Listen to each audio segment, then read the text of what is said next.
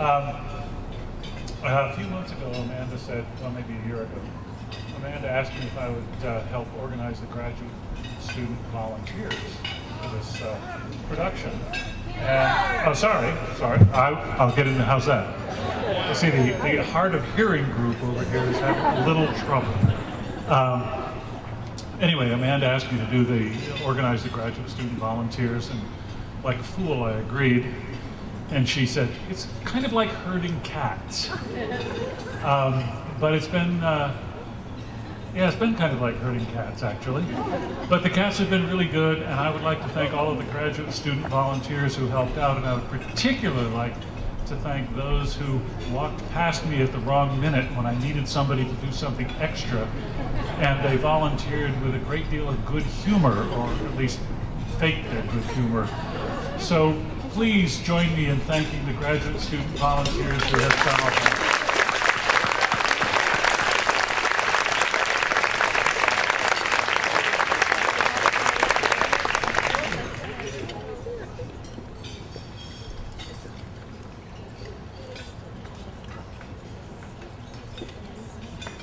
We get to hand out a lot of praise and awards and thank you tonight.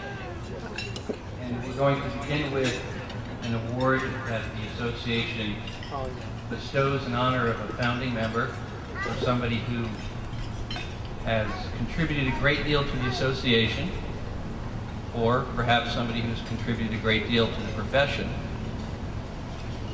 or perhaps has simply been an impressive scholar. And tonight we have the opportunity to honor somebody who is all of that and more.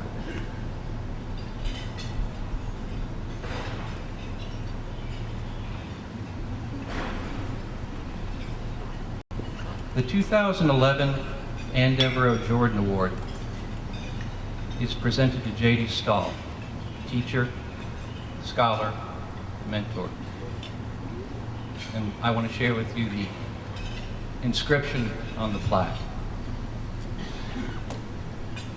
Throughout his life, J.D. shared his love for children's literature with his family, friends, students, colleagues, and acquaintances. An award-winning teacher, he developed the children's literature program at Virginia Tech from a single undergraduate survey course into a well-rounded undergraduate and graduate program. And he contributed similarly to the development of the Master of Arts program in children's literature at Hollins University. Viewing himself as an ambassador for children's literature, he shared his passion and expertise with the wider community.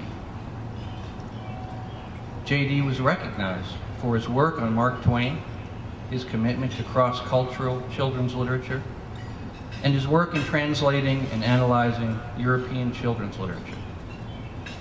Among his many essays, The Imaginative Uses of Secrecy and Mark Twain's Slovenly Peter in the context of Twain and German culture have been particularly influential. Editor of a special issue of The Lion and the Unicorn on European Children's Literature Theory and a special issue of Children's Literature Association Quarterly on cross-literature theory, cross-culturalism, he co-edited The Cross-Currents of Children's Literature, a text that is used in both undergraduate and graduate courses around the world. A member of numerous CHLA committees, webmaster, board member, and in 2001-2002, president, J.D. was instrumental in establishing the association's relationship with the Johns Hopkins University. Through his teaching, scholarship, service, and outreach, he embodied the mission of this organization to encourage high standards of criticism, scholarship, research, and teaching in children's literature. An influential, respected, and beloved figure in the children's literature community, J.D. Stahl served students, scholars, and the Children's Literature Association throughout his all-too-brief career. We are enlightened by his scholarship and inspired by his commitment to service.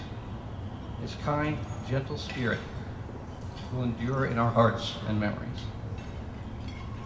This we give at our 38th annual conference in Roanoke, Virginia. on June 25th, 2011.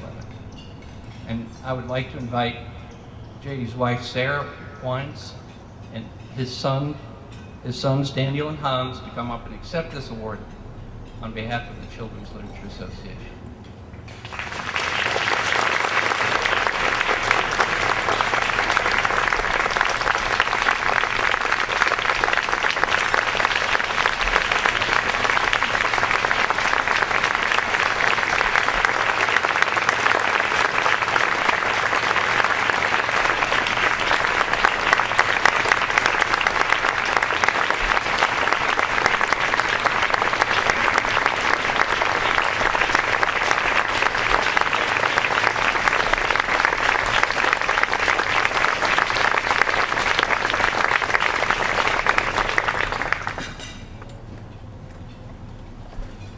Our next award is the Article Award for an article published in 2009. And I have Joe Thomas down here, but I think somebody else must be presenting that. Michael Joseph. A Joseph of some sort.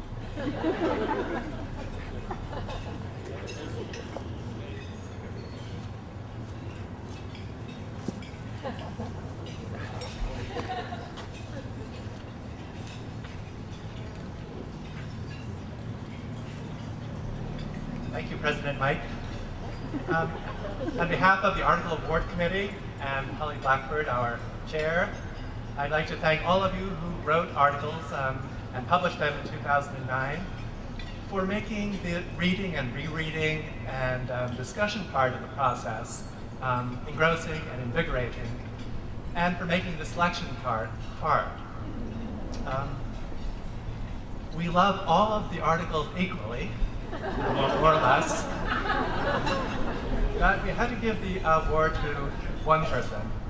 And this year we gave it to Ruth Lovell Smith for her article on her article entitled "Peter Potter Rabbit Robbers," and the cubistic title that anticipates literary pyrotechnics of her article.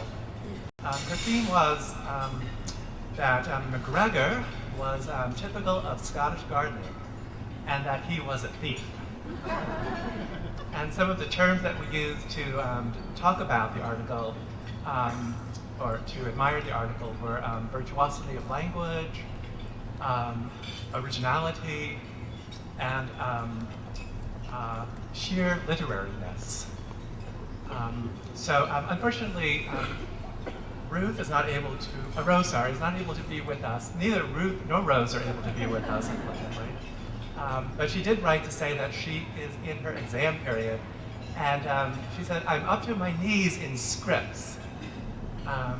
But she did thank us for recognizing not only her, but the Australasian journal, Papers, Explorations in Children's Literature. Thank you. But you're not getting rid of me, so stop that. But you know, our responsibility is to, the responsibility of the Article Award Committee is to give an award to the best article of 2009. And once we've done that, we've discharged our responsibility. We're through. So that when we give an honorable mention, we do so only because we're inspired to do so. And this year, we were happy to give the article, the honorable mention as the runner-up to the best article written in 2009 to Brian Atterbury for his Elizabeth M. Wright and the family story. And one of the committee members said about Brian's paper that the arguments follow with unpredictability and inevitability. And the point of the article is to interrogate the conventions of the family story, which we think is very important because the family story is, of course, one of the core genres in children's literature. At least it's one of those genres that condition our perception that there might actually be a phenomenon, something like children's literature, and that it does indeed have ontological weight. So Brian, I believe Brian is here, and if he would stand up so that we can see him and recognize him. And I have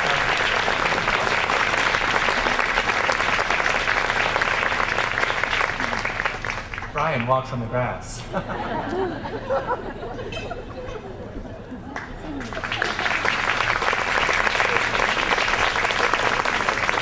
Stairs are treacherous. Next, we have our book award for a book published in 2009, and we have Phil Nell.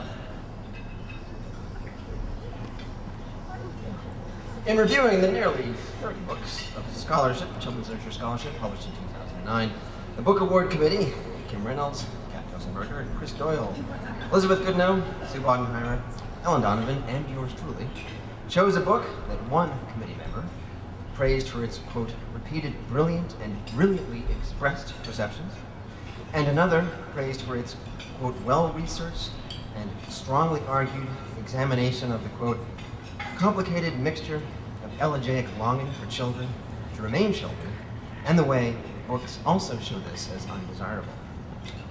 The award goes to Artful Dodgers, Reconceiving the Golden Age of Children's Literature, published by Oxford University Press, and written by Mara Gupar. Congratulations.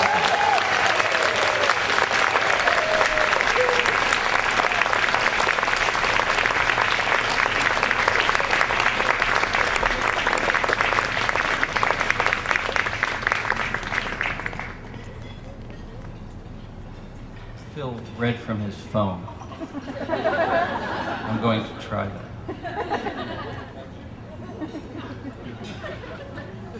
Next, we have the Carol Gay Awards, presented by Michelle Martin.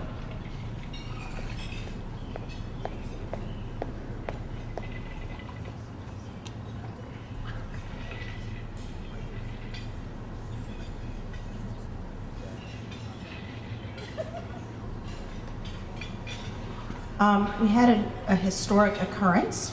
Melissa Philbeck won the Carol Gay last year, and she won the Carol Gay this year. Come on up, Melissa, if you are here. She did.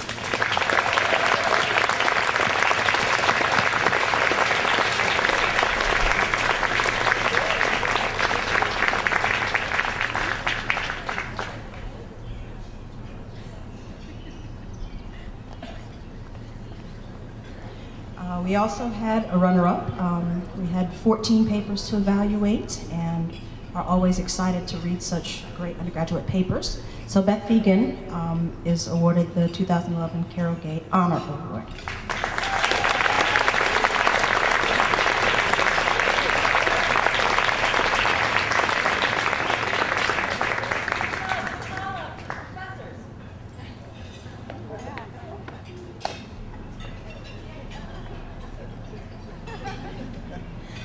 I was trying to be brief. All right, let's see. The professors for the two students who won, Beth's professor is Chris McGee at Longwood. Where's Chris? Give a wave, Chris. All right, and Melissa's nominating professor was Jackie Stallcup at University of California, Northridge.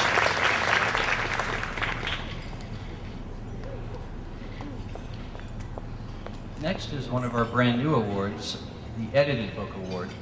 And Fern Corey couldn't be with us tonight, and we have Sandra Burr who will present this award.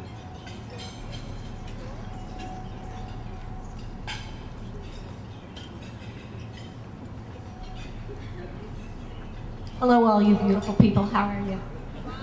Excellent. Oh, sorry about that. I'm trying to figure out how close to get to the microphone. It's really been a joy and an honor to be part of the inaugural committee for the Edited Book Award, which, to my understanding, since I'm pretty recent to the association, was just voted into being last year. So, in our infinite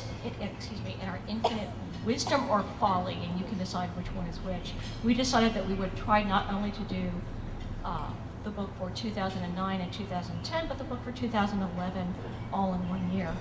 That didn't work so well. So what we did is we definitely came up with a winner for 2009, and we are currently narrowing the field for 2010. So at next year's meeting, we will be announcing the winners for the 2010 and 2011.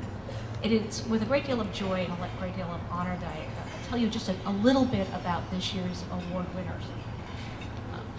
The award winners, as mentioned in your program, are Adrian E. Gavin and Andrew F. Humphreys, who edited Childhood in Edwardian Fiction, Worlds Enough in Time, that came from Hallgrave Macmillan. And I think that as the committee members read through quite a few volumes, we were really increasingly struck and impressed by the enormous amount of time and skill and thoughtful deliberation it takes to take what really is in essence this mess of manuscripts that you get at some point from everybody, and then you really craft them into a nuanced, thoughtful, deliberated volume of essays that has at its van what you hope will be a really wise and thoughtful and provocative introduction.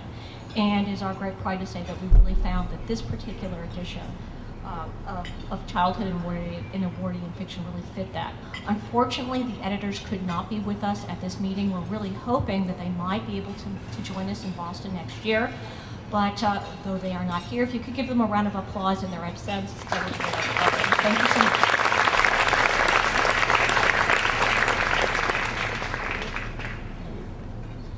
Next, we would like to recognize the winners of the Graduate Student Essay Awards. Presenting will be Lisa Rofrosky. Thank you. I'll be here all summer. First of all, I'd like to thank Jean Webb and Joe Sutliff Sanders for serving on this committee with me and judging these wonderful papers that we received from you. And I'd like to encourage you all to remember to send your great master's and PhD level papers to us for this contest next year.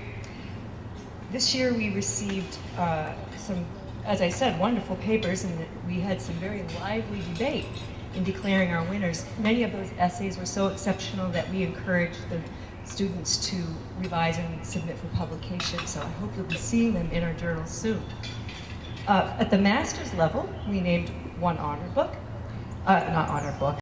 paper, and it was delivered here at the conference, and it was Jennifer Taylor for Christian Tropes in Bridge to Terabithia, submitted by Amanda Cockrell, Hollins University.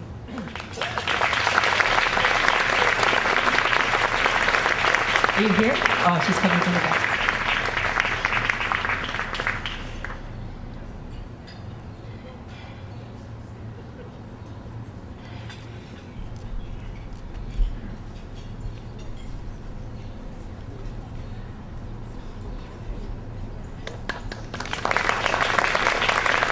By the way, I should say, since you know I teach here, the submissions are blinded, so as the reviewers read the submissions, we do not know who the students are or who the professors are who submitted them. The winner of this award was Sandra Beals for Look Who's Talking, Ideology and Narrative in S.E. Hinton's The Outsiders, submitted by Annette Wanamaker, Eastern Michigan University.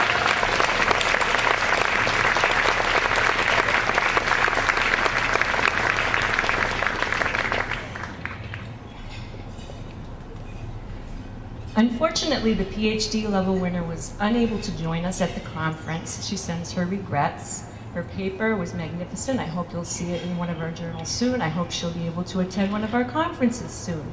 It's Pamela Swanigan with a paper called Much the Same on the Other Side, the Boondocks and the Symbolic Frontier, which really fits with our conference theme this year, submitted by Catherine Capshaw Smith, University of Connecticut.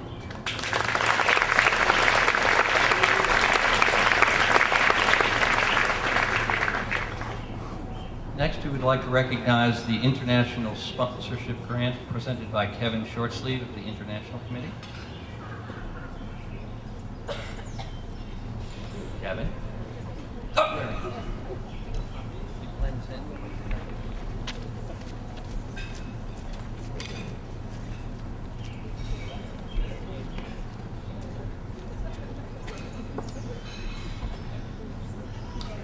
First, I'd like to thank Andrea Wu for her work on the International Committee this year and for helping us put together such two fabulous panels on Taiwan.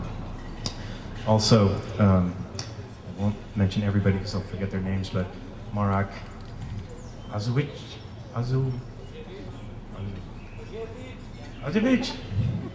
Marak, who is the new chair of the International Committee and who should really be standing here right now. The winner of this year's Travel Award is Dr. Min Ling Tsai. Dr. Tsai, our invited distinguished scholar. She's a professor of early childhood education at National Taipei University.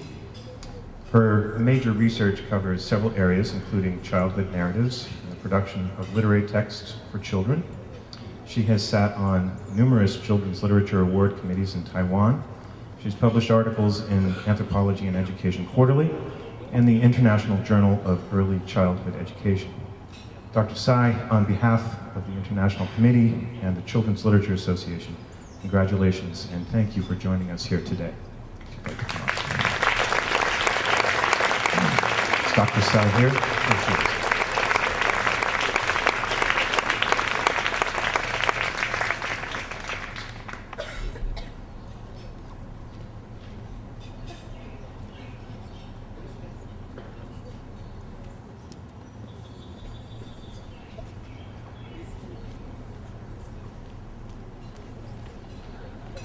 Next, I'd like to invite Kenneth Kidd up to present quite a few CHLA research grant checks to worthy recipients.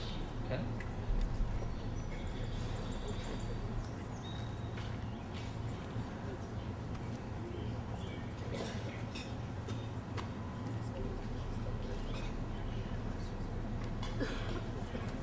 Okay, thank you. Good to see everyone once again. First off, I'd like to obviously thank the, can you guys hear me okay?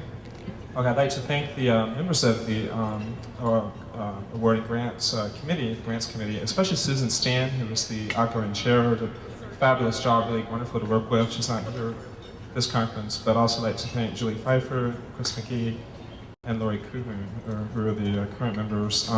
Also like to welcome new members Lee Towling and Phil Serrata, who will be serving coming up. One of the great things about CHLA, aside from the warm fuzzies and the fabulous locations, is the fact that we actually have money to give to you to support your projects. So I want to encourage everyone to apply for the research grants. There's a faculty track and a graduate student track, and I believe February 1st is the deadline, Catherine reminded me. So go to the CHLA website for more information. We look forward to seeing your application. This year, as has been true for a while, we've had increasing numbers of fabulous applicants. We have way more terrific projects than we could support. We supported quite a few, as you can see, but we still have a lot of very deserving applicants that we weren't able to support. So, but don't let that discourage you. We still want you to apply. For faculty, I'd like to, I'm not quite sure who else is here. I know some folks are here. You have information on your program about their projects and project descriptions, but the first person I'd like to recognize is Nona Carter for her project on Tales for Taro, a study of Japanese children's magazines. I don't think she's here, but so we'll give an applause. We'll give a round of applause for everyone who's not here. Or individually, that's good. I know Jane is here. Jane Gainey is our next recipient, and for her project on children's and young adult literature of genocide since 1945. Jane, are you here tonight? Yes, she is. Come on down.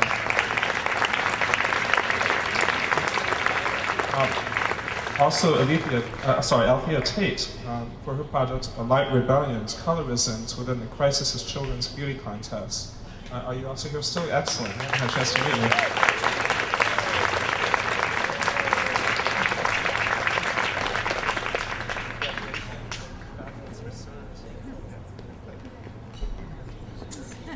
Also, Gwen Tarbax. Gwen, are you here? Indeed you are.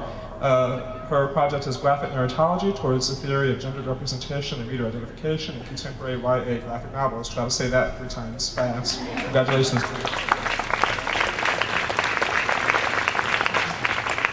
And last but not least, of course, Lynn Valone. I believe Lynn's here also. For her project, Big and Small, Literary and Cultural Tales of Size and Scale. Come on down and get your special envelope.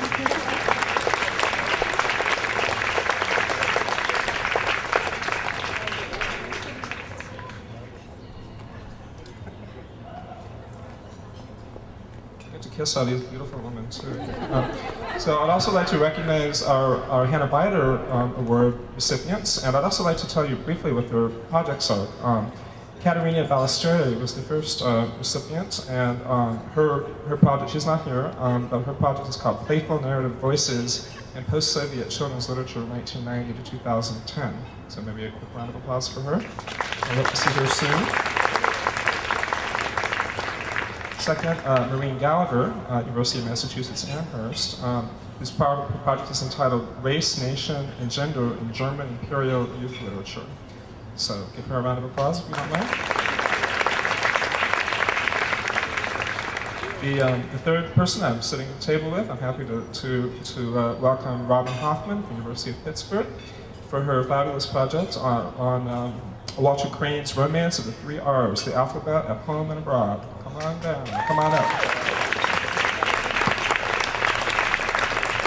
While she's making her way up, Jenny Morris, are you here also? Yes, you are. Come on up. Jenny is at Middle Tennessee State, and she's receiving an award for her archival research in the Carolyn Haywood papers at the Central Library at the Free Library of Philadelphia. So, congratulations.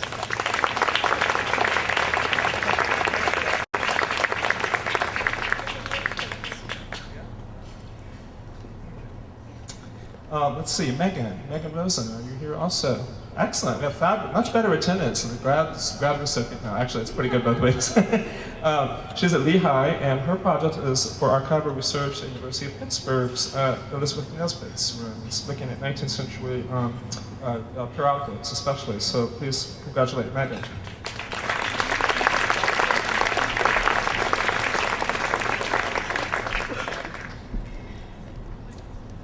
Next up is Lera Sagusak, who I think is also here. Yes, she is. She's coming on down. She is at Rutgers, Camden, and her project is entitled Drawing the Lines of Innocence, Representations of Childhood in Early American Comic Strips. So congratulations.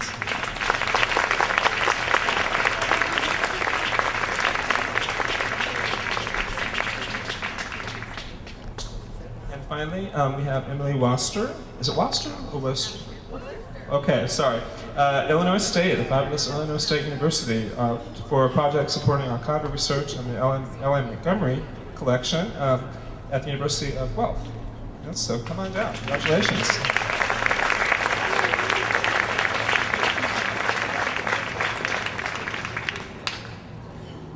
That's it for me.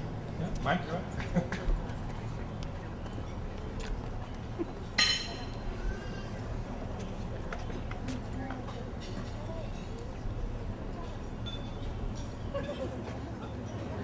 In a few minutes, we will be introducing our Phoenix Award winners, but for now, I invite you to enjoy your dessert, get some more dessert, your coffee, and we will continue in a few minutes. Thank you. The Phoenix Award constitutes one of the highlights of the Children's Literature Association's work and represents its highest purpose, the discovery, promotion, and celebration of the very best writing for children and young adults. In our quest to discover and honor the finest writing from 20 years ago, we demonstrate our commitment to scholarship, literary and cultural excellence, and the nurturing of all children's imaginative and intellectual lives. I want to begin by thanking the Phoenix Committee that worked during the past years to make our decision. Bree Shannon, who has recently replaced Christine Jenkins, is our newest member. The other three are Barbara Carmen Garner, Judith Plotz, and Vivian Yenica Agba. Barbara and Vivian have served their terms and will be moving on. I want to thank them for their hard work.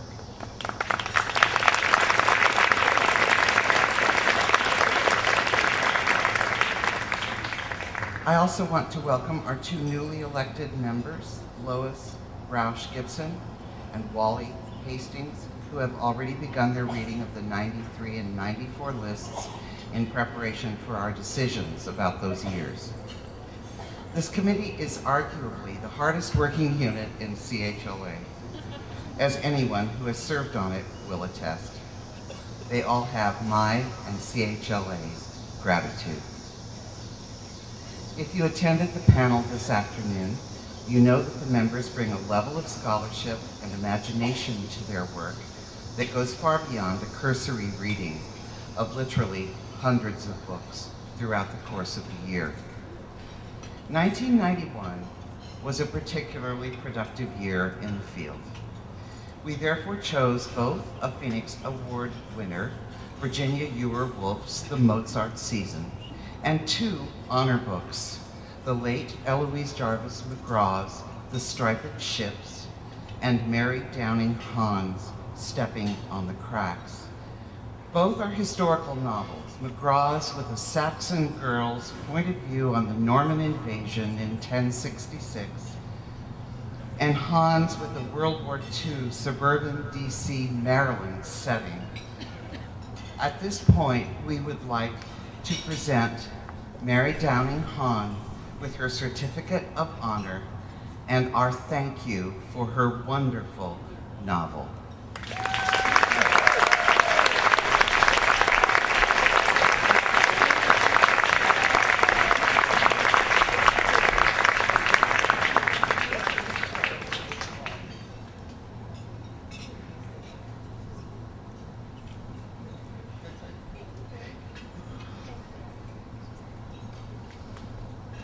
Before I introduce our evening speaker, let me also share with you the results of our voting for the 2012, the 1992 award. You get the scoop. The Phoenix Award next year goes to another historical novel, Letters from Rivka, by Newbery Medal winner Karen Hesse, the author of more than 20 books for children and the recipient of the MacArthur Fellowship Genius Award. Let me urge you to read this riveting epistolary novel written from the point of view of a young Russian immigrant to the United States at the turn of the 20th century, based largely on her memories, the one she learned from her great aunt. The novel is rich in detail and suspense as well as cultural detail, including quotations from Alexander Pushkin, whose poetry Rivka carries with her to the new land. Hesse has called this novel, quote, a gift to my grandparents and to my heritage, and to people like Rivka who have made the passage between two worlds, end quote. The 2 honor books for 2012 are also historical fiction. Native American writer Michael Doris's Morning Girl, a children's novel from the perspective of a young native girl at the time of Columbus's landing, and Francis Temple's dramatic and innovative young adult novel about the fall of Papa Doc Duvalier, Taste of Salt, a story of modern Haiti. Both Doris and Temple are deceased, and their editors will be informed of their awards. The remaining books on the shortlist are Joan Aiken, Is Underground, Bruce Brooks, What Hearts, Virginia Hamilton, Dry Lonzo, and Graham Salisbury, Blue Skin of the Sea. I would love to have you think about reading these books and preparing to offer papers on them in next year's conference. It will make for a rich conversation. With apologies for the long-winded preface, to the real reason we're here, let me turn to my greatest pleasure, the introduction of this year's winner for the Mozart season, Virginia Euwer Wolff. We are delighted that she has come all the way from Oregon to accept this honor and to share her ideas and experiences with us. I only hope that she has not minded foregoing her daily 7 a.m. violin practice in order to join us for these sessions. Maybe she hasn't foregone it. Have you heard strains coming across? The author of a memoir, 6 books for children and young adults, and numerous short stories and critical pieces, Wolff is also the subject of a critical biography. It feels funny to call her Wolff. I know that's the way to go, but I'm going to call her Virginia, if you don't mind.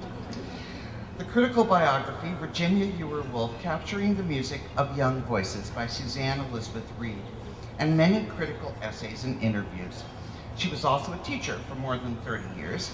Not bad for someone who never thought she would become a writer.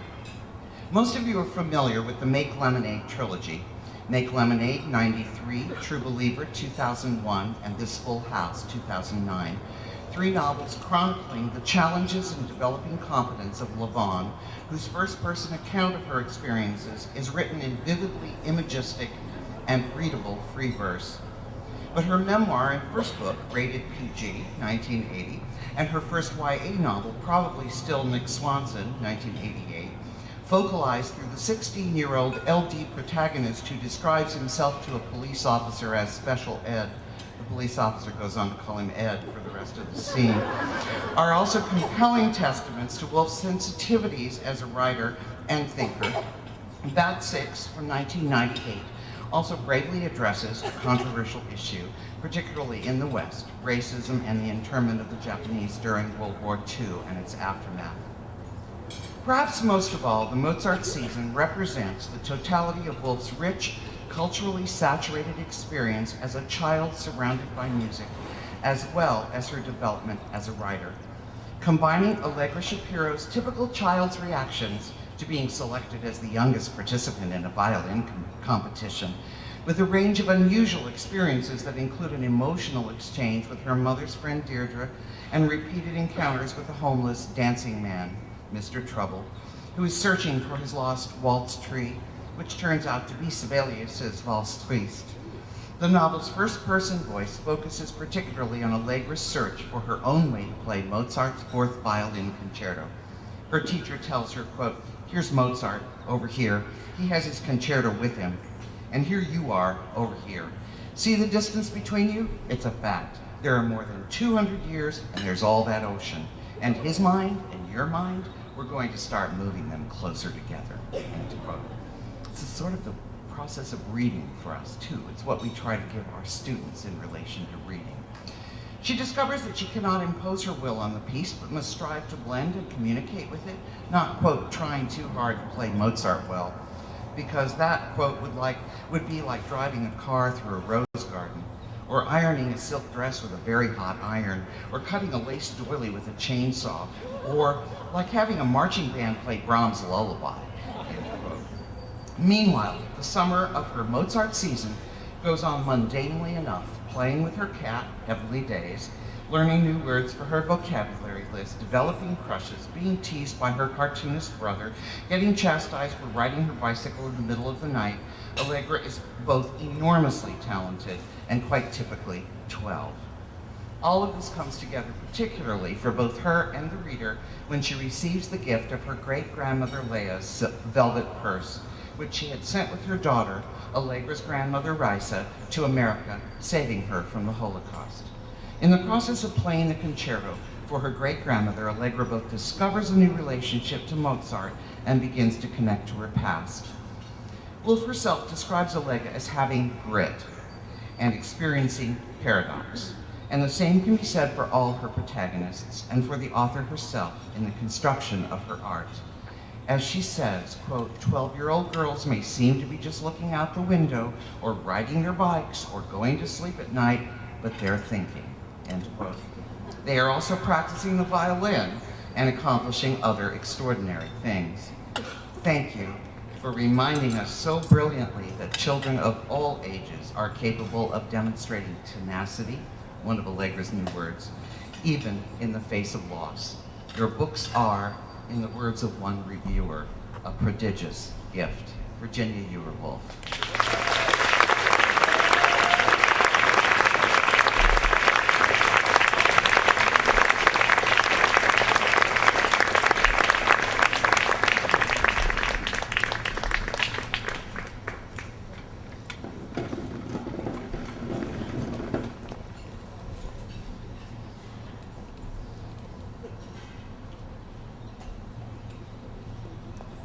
Lisa is just making my bed. Thank you. Thank you. Thank you, Leona, Vivian, Robin and Opal, or is it Opal and Robin? Bree, Amanda, Jeff and Lisa, Lisa and Jeff, Chip, Valerie, Jeffrey Canton, and everybody. Thank you very much. Very, very much. I'm thrilled and delighted and touched. I was surprised, and of course I thought it was a joke or a mistake. And it wasn't. It came via email, and it had an official inside address. We used to call them inside addresses. And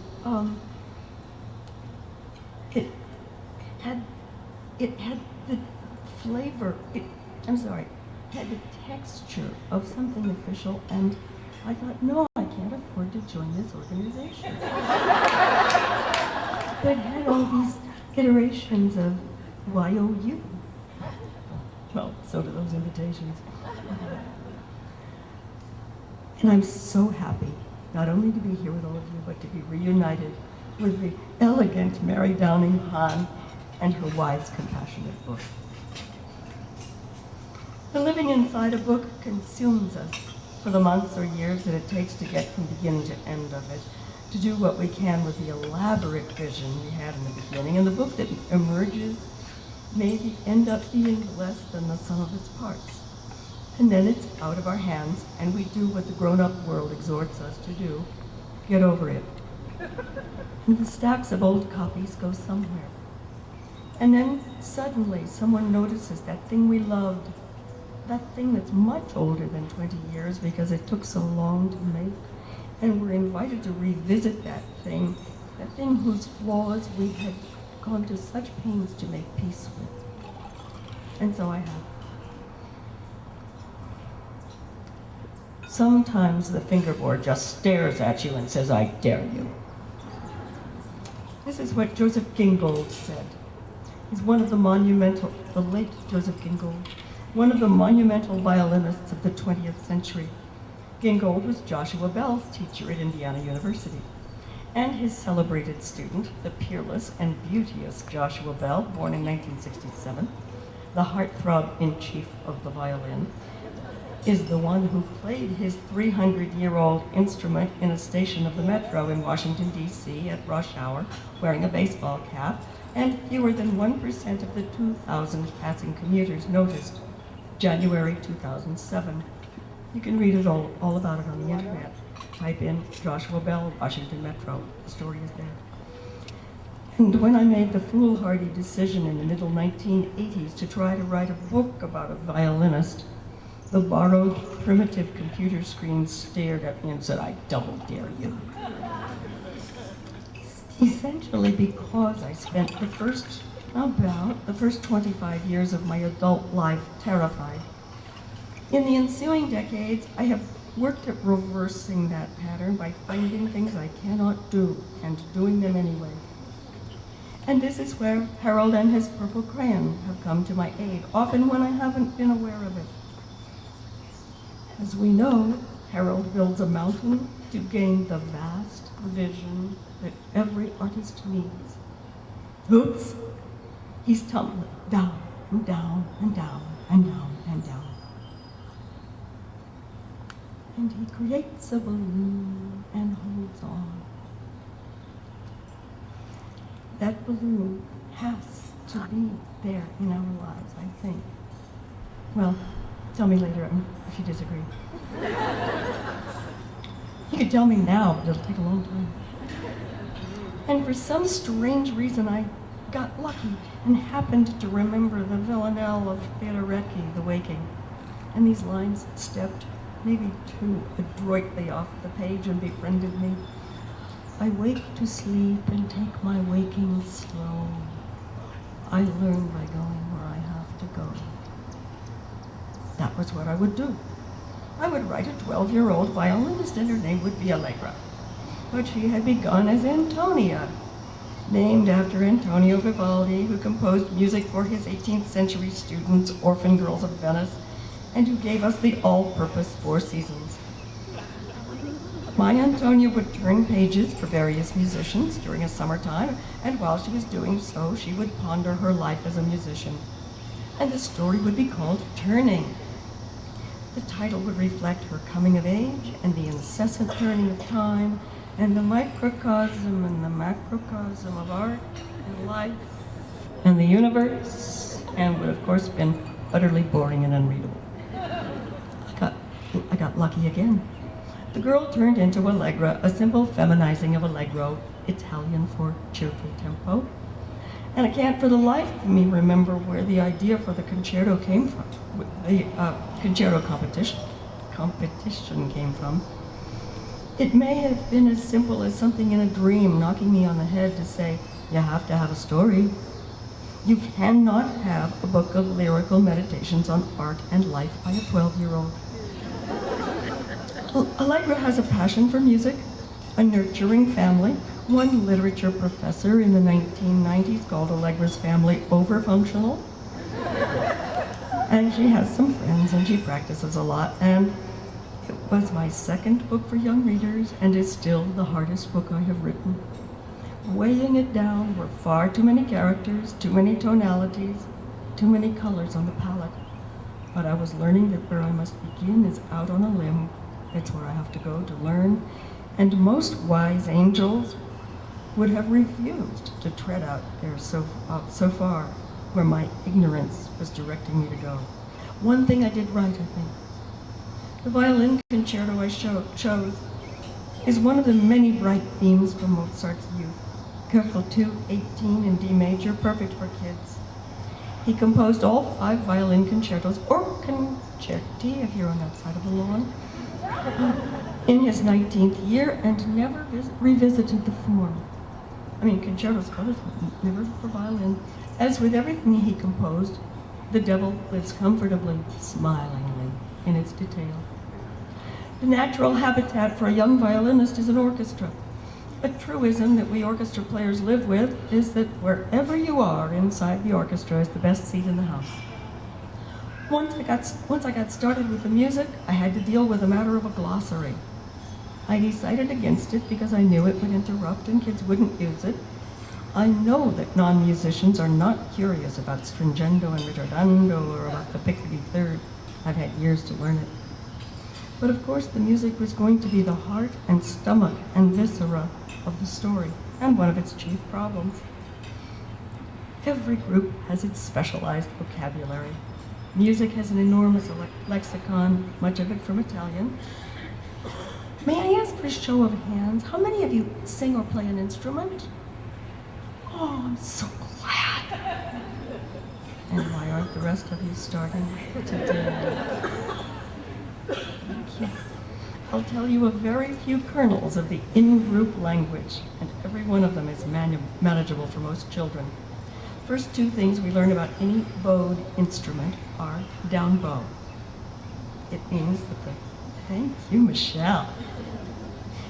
The hand holding the bow, it's the right hand, it is holding it at the frog of the bow, moves from closer to the left shoulder to the right hip, and Michelle is changing bow directions correctly. Thank you, Michelle. A down bow's little symbol, teeny tiny little symbol, is an upside down table, up, across, down. That's a down bow. Cello, same thing. Bass, same thing. The up bow goes in the other direction from closer to the right hip.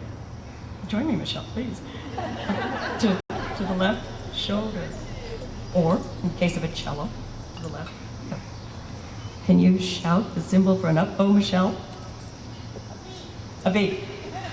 If we have the teeny little upside down table and the teeny little V, the only 2 directions the bow can really go. I mean, it goes up and down, but not very far.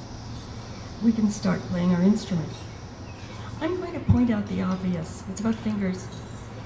The pianist has 10 of them to manage 88 notes.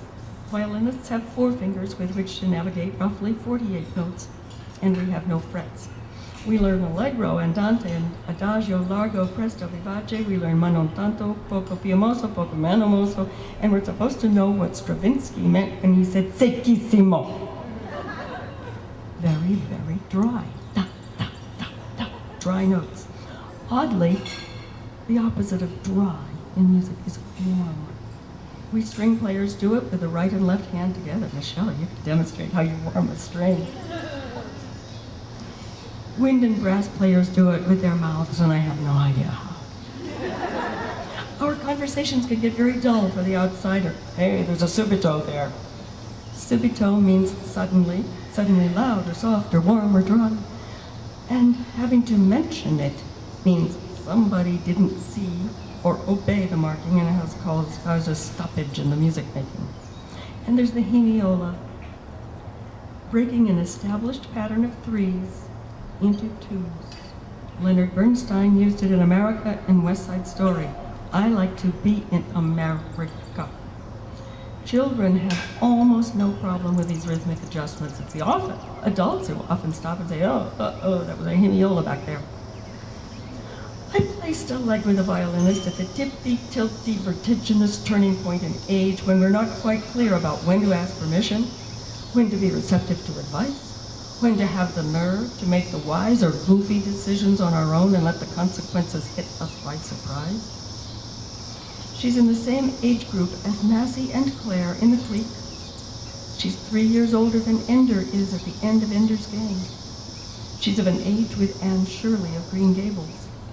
She's 1 year older than the great Gilly Hopkins.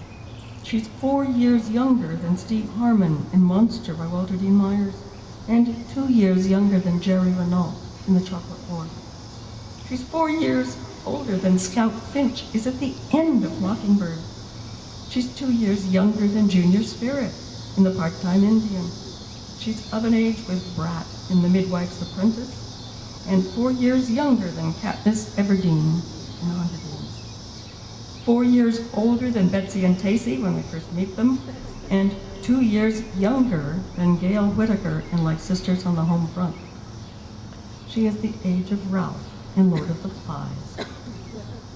1 year younger than Isabel in Laurie Halse Anderson's Chains. And she is 4 years younger than Holden Caulfield will ever be, God bless him.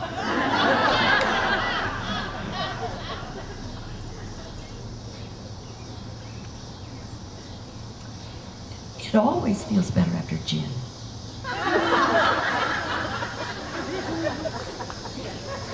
The Mozart season is not at all autobiographical. But just by the luck of the gene pool, my early life was filled with music. In a childhood crowded in on by news about Pearl Harbor, about Hitler and the Blitz, and in which we kids were supposed to eat all our spinach to save the lives of the Armenian children who had none, we actually were somewhat protected. No television, nothing with buttons. The big words I learned in front of our great stone fireplace included sounds like Rachmaninoff, Yehudi Menuhin, Iwo Jima, Toscanini, Guadalcanal, Jascha Heifetz, Hirohito, Brahms, Dmitri Mitropoulos, Tchaikovsky, and Marian Anderson, Marian Anderson. I said her name over and over and over again. I would not learn for years and years that those are double dactyls. Even that technical term wasn't nearly powerful enough to sterilize the waltzing sound of her, my mother's radio hero. Mine was a musical childhood in the woods, courtesy of a battery radio, a wind-up Victrola, our small grand piano, and our mother, who was a beautiful pianist. The violin lessons and orchestra rehearsals were 20 miles away, and those mountain roads were icy in winter. The reason my mother gave in and let me study violin was that our dad died when my brother was 7.5 and I was 5, and I was a mess. I stopped eating, and when she took us to a concert, I said, I want that, I want that, I want that. So a couple of years later, she gave in. In my grown-up life in the Mozart season, I wanted to treat music as healer of broken and wounded things. Get it? Music as a food group without which children starve. I let Allegra find new words, and her summer list turns out to begin with, as Leona said, tenacity, and it ends with empathy. And I was in search of the answer to the question of whether or not pain means anything. Still looking for that one. Of the books I've written, The Mozart Season is the only one whose readers have sent me really, really interesting letters. And not one of these young musicians has ever said, where did you get the idea for the book? This past winter, Vivian Agba's beautiful and difficult questions suggested to me that I go back into the box and look at the letters. I separated them into a small pile and a larger pile. Not terribly many letters ever from this book. I picked out the letters that had given me a hunch that their writers would continue with music. I'll tell you about a very few. One, Sage Cole age 11, Manchester, Massachusetts, 19 years ago. When Sage wrote to me in 1994, she was in the New England Conservatory's string prep program and was working on Mozart's second violin concerto. She had been to a concert by the Cape Ann Symphony where somebody played Allegra's concerto, and Sage thought Allegra in the book had played it better in the book. Even though Sage had slept through most of it in the Cape Ann Symphony concert. A couple of months ago, I sought Sage Cole on that mixed blessing of our age, the internet. Sage Cole couldn't be too hard to find. Sage graduated summa cum laude from Barnard as a music major, earned her master's degree in violin performance at the University of Wisconsin-Madison.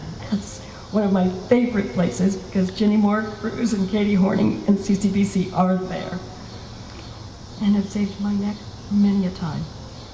Sage now teaches violin in New York at a private school and has founded a string quartet and a summer chamber music festival in her hometown of Manchester, Mass.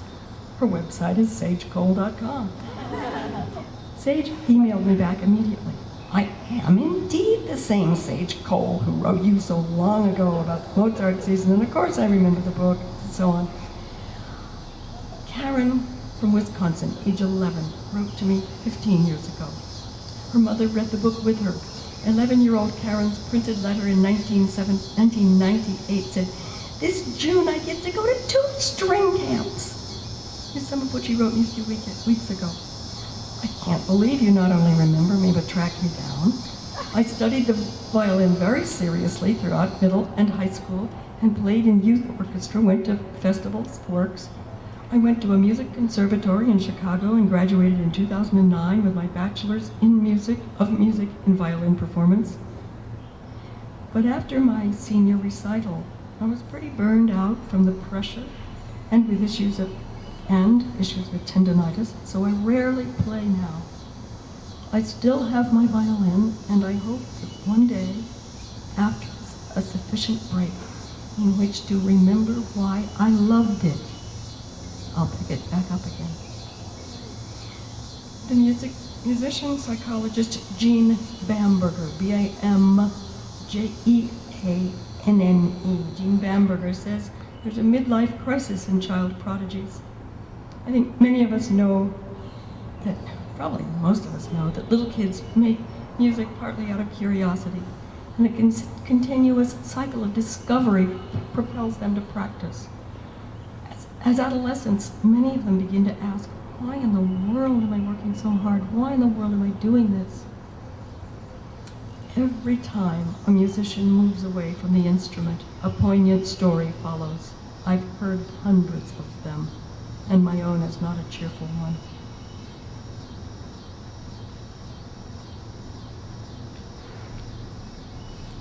Three other letters have been especially important to me.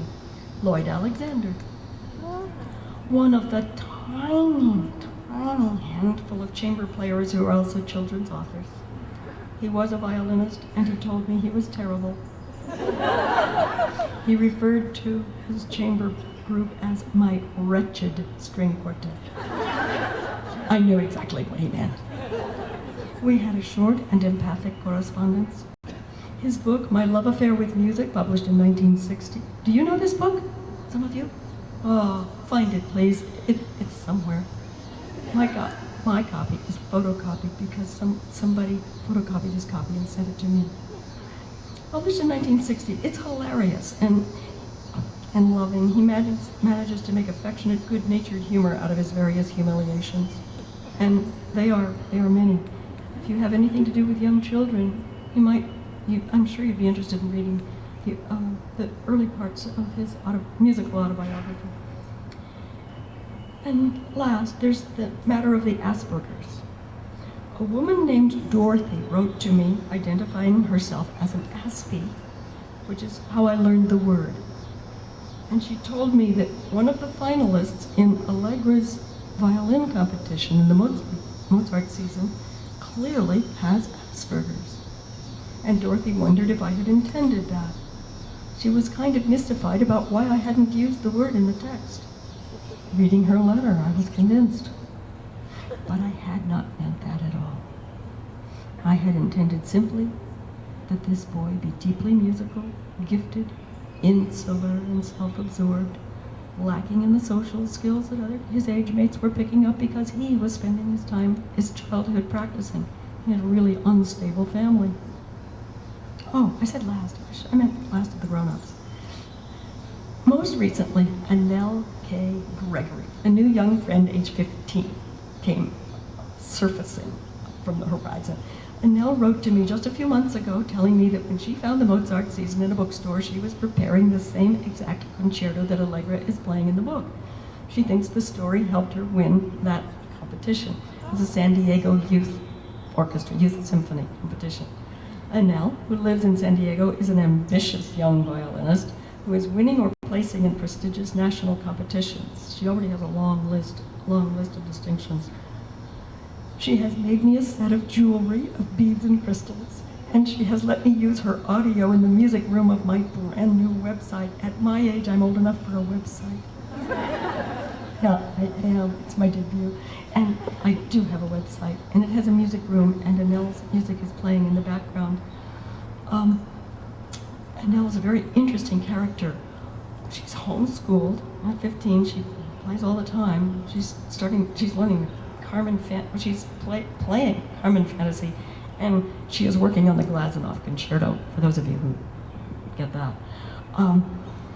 Her father is African American, her mother is Japanese American, so Annelle qualifies for the Sphinx competition. You need to know about this, I think. The Sphinx competition is for classical musicians only who are Black or Latino. No Asians, no Caucasians allowed. Very highfalutin, extreme. I watched some of the YouTubes. My mouth hangs open when I'm supposed to be working. She placed third in the Sphinx competition for her age group this year. Her website is Annelle Violin, I think, ANNELLE, violin.com. Only years after writing that music book did I find the writer Anchi Min's description of her writing process. Many of you probably know this.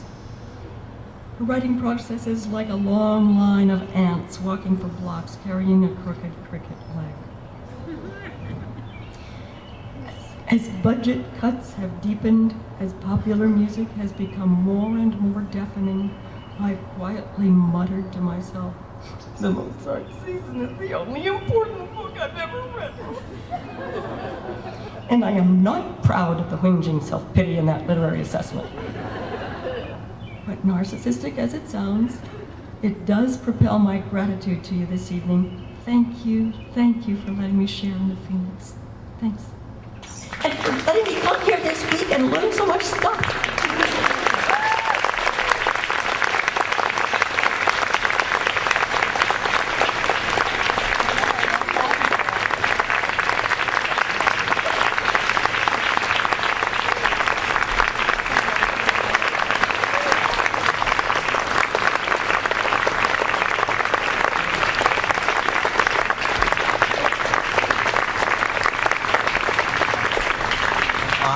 This beautiful statue to Virginia Euwer Wolff.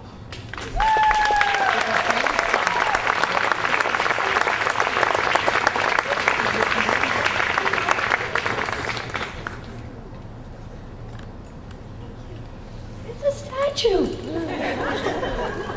Oh, I thought it was Braille. The light is going down. It's the Mozart season. Oh my golly. Beautiful Phoenix. Thank you. Thank you.